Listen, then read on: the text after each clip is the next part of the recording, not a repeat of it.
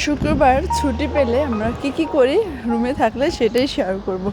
তো আর রান্নাবান্নার আয়োজন করতেছে, কী রান্না করব সেটাই দেখাইতেছিলাম। হ্যালো এভরিওয়ান, আসসালামু আলাইকুম। সবাই কেমন আছেন? নতুন আরেকটি ব্লগ নিয়ে চলে আসলাম আপনাদের মাঝে। তো কী রান্না করবো, আজকে করলা ভাজি করব।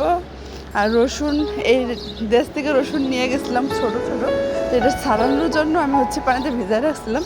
আর এখানে শুটকি, লইতে শুটকি ভুনা করব। শুটকির আমার অনেক পছন্দ, খুব ভালো লাগে, সেই জন্য ভাবলাম এটাই আজকে ভুনা করি। অনেকদিন গোস মাছ খাইতে খাইতে অভুক্তি হয়ে গেছে, তো একটু শুটকি ভুনা খেতে ভালোই লাগে, খারাপ না। তো করলা ভাজি করবো, তো সেটাতে আলু দিব। তা আলু নামাইলাম। আলুগুলো অনেক সুন্দর ছিল, 3 কিলো আলু 1 টাকা এখানে পাওয়া যায়। তো এই তো প্রবাসীদের সংসার, মানে আমার সংসার, একলা সংসার।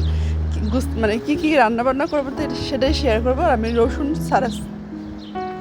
রসুনগুলো ছাড়াইতেছিলাম, কিন্তু ভাই একটাই কষ্ট, থাকি 5 তলায় আর 3 তলায় যাই রান্না করা লাগে। রান্নার রুম হচ্ছে 3 তলায়, যেতে যে এত কষ্ট হয়। সপ্তাহে 2 দিন কি 3 দিন রান্না করি, তারপর অনেক কষ্ট হয় ডিউটি করে যে রান্না বান্না করতে। তো এগুলো যে শুটকিগুলো শেষে নিচ্ছে।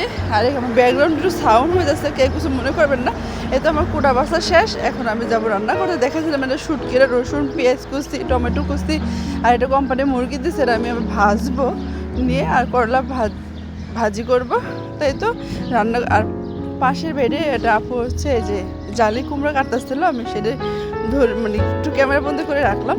আর তো আমি চুলার পরে এসে পড়েছি, মুরগি ভাজতেছিলাম। এগুলা মানে ফ্রাই করে খেতে খুব ভালো লাগে, তো সবাই খায়। তো এখন আমি করলা ভাজি বসাই দিব। এখানে পেঁয়াজ দিয়ে দিচ্ছি কড়াইতে।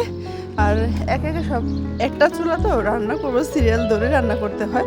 এই যে করলা ভাজি বসাই দিছে, আদা হয়ে গেছে। তো ভালো মতো শেয়ার করি। আর ওখানে তো কথা বলা যায় না, অনেক মানুষ, আমার আনিজি লাগে সবার সামনে কথা বলতে।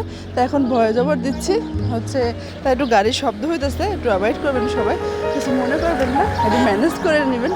তো আমারও ডিস্টার্ব হয় এই গাড়ির শব্দে। আপনাদের সামনে কি শেয়ার করব, আমারও কষ্ট হয়। তো কি করার আছে, মানে সব কিছু। এত মুরগি ফ্রাই করা হয়ে গেছে, করলা ভাজি করা হয়ে গেছে, এখন আমি শুটকি বোনা করব। তো ভাজিটা মজা ছিল, তিতা হয়নি, খেতে খুব মজা হয়েছে। গরম গরম ভাত দিয়ে আমি এই শুটকি বোনা বসায় দিয়ে রুমে যে ভাত খেয়েছিলাম, সকালে কিছু খাওয়া হয়নি। তাই তো এই শুটকিরাও বসায় দিতেছি কথা বলতে বলতে। আর আমার ভিডিওগুলো কেমন লাগে অবশ্যই কমেন্টে জানাবেন। ভালো লাগলে লাইক কমেন্ট শেয়ার সাবস্ক্রাইব করে দেবেন, আমার পাশেই থাকবেন। আর যদি কোনো ভুল হয় আমাকে বলে দেবেন যে এটা ঠিক হয়নি, এটা এইভাবে করো, আমি করার চেষ্টা করবো ইনশাল্লাহ। তো এখানে আদা রসুন সব কিছু ময় মশলা দিয়ে দিছি, যা যা দেওয়া দরকার ছিল। তো আমি রান্নার রেসিপি শেয়ার করি নাই, হয়তো আমার ভালো লাগছে শুক্রবার দিন আমি কি করি, কীভাবে দিন কাটে সেটাই শেয়ার করছি। রান্না আমি বৃহস্পতিবারের রাতে রান্না করি, তো কালকে শুক্রবারে রান্না করা হয়েছিল। তাই তো মশলা কষানো হয়ে গেছে, এখন এই শুটকিগুলো টমেটোগুলো দিব, তারপরে শুটকিগুলো রসুন তো বেশি দেওয়া লাগে, এতে রসুন রেখে দিয়েছি এখানে। তাই তো কষানো হয়ে গেছে, পরে শুটকিটা আমি দিয়ে দিব।